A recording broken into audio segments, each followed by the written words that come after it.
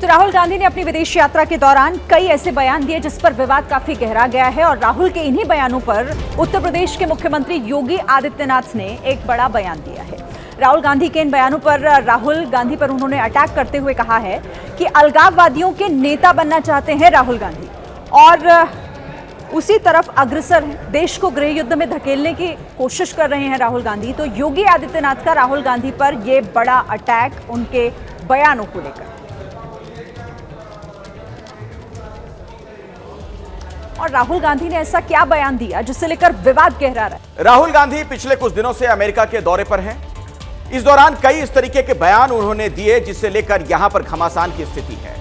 इन सब के बीच जिस तरीके से वहां पर उनकी मुलाकात हुई इल्हान उमर से, उसको लेकर भी कई गंभीर सवाल खड़े हो रहे हैं, क्योंकि इल्हान उमर की जो वहां पर छवि है, ऐसा माना जाता है कि भारत विरोधी हैं। प्रधानमंत्री मोदी का भी एक बार उन्होंने विरोध किया था।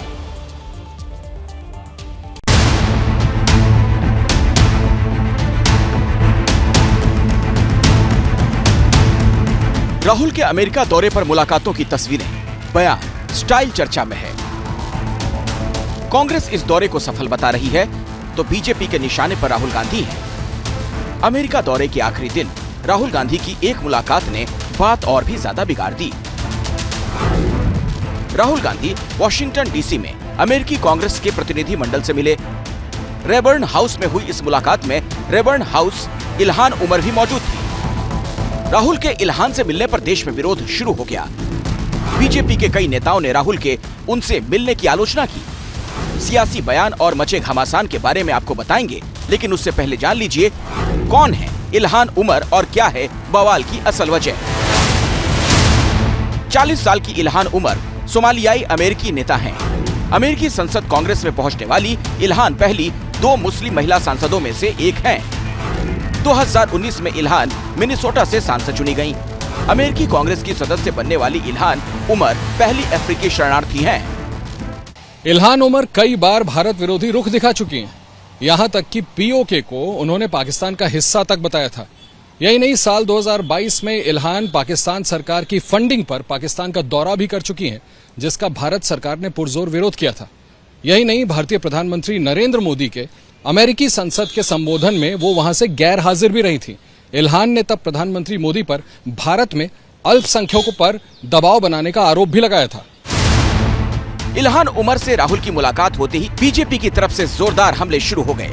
गृह मंत्री अमित शाह ने ट्विटर पर लिखा, देश विरोधी बातें और देश को तोड़ने वाली ताकतों के साथ खड़ा होना राहुल गांधी और कांग्रेस पार्टी की आदत सी बन गई है। बीजेपी के नेताओं ने राहुल की इस मुलाकात पर चौतरफा वार कर दिया। वो बचकानी हरकतें नहीं कर रहे हैं, अब वो खतरनाक और शैतानी हरकतें कर रहे हैं। अब वो हर उस ताकत के साथ हैं जो भारत को कमजोर देखना चाहती है। यह दुखद है, निंदनीय है, भर्त्सना योग्य है। राहुल गांधी का शॉर्ट टर्म एजेंडा है, कोई लॉन्ग टर्म एजेंडा नहीं है। लॉन्ग टर्म एजेंडे, ये शॉर्ट टर्म एजेंडे के आधार पर वो लॉन्ग टर्म में भारत को खंडित कर देना चाहते हैं। जम्मू कश्मीर जीतने के लिए वो इल्हान उमर से मुलाकात कर रहे हैं। यस, और दूसरा पूरा जो मुस्लिम एजेंडा है उनका, इस देश को तोड़ने वाला जो एजेंडा है वो है। ये सारे एजेंडे के साथ राहुल गांधी वहां काम कर रहे हैं। बीजेपी के हमलों पर कांग्रेस का भी पलटवार आया। कांग्रेस प्रवक्ता पवन खेड़ा बीजेपी पर ही सवालों की बौछार करने लगे।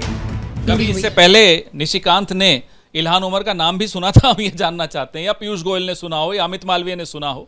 आप छिप छिप के किससे मिलते हैं ये बताइए। भरत जोटवानी कौन है जो आपके इवेंट मैनेजमेंट करता है, जो छोटा शकील जिसके साथ है और छोटा शकील लोगों को धमकाता है कि भरत जोटवानी को काम दीजिए, वो भरत जोटवानी प्रधानमंत्री के इवेंट मैनेजमेंट करता है, तब कोई आपत्ति नहीं होती।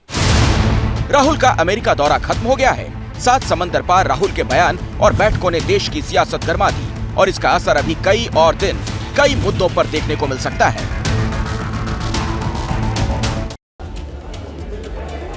तो पिछले 3 दिनों से राहुल गांधी अपने विदेश दौरे के दौरान दिए गए बयानों को लेकर लगातार सवालों में घिर रहे हैं। 6 मुद्दे अब तक वो उठा चुके हैं जिस पर राहुल गांधी पर सवाल खड़े हो रहे हैं, जिसमें से आरक्षण, आरएसएस पर हमला किया था, सिख पकड़ी, चुनाव पर सवाल उठाए थे और चीन की तारीफ की थी, भारत विरोधी से मीटिंग भी की है। ये तमाम वो 6 मुद्दे हैं जिसे लेकर सवाल लगातार राहुल गांधी पर उठ रहा है और उनके इन बयानों को लेकर अभी भी सियासत काफी गर्म है।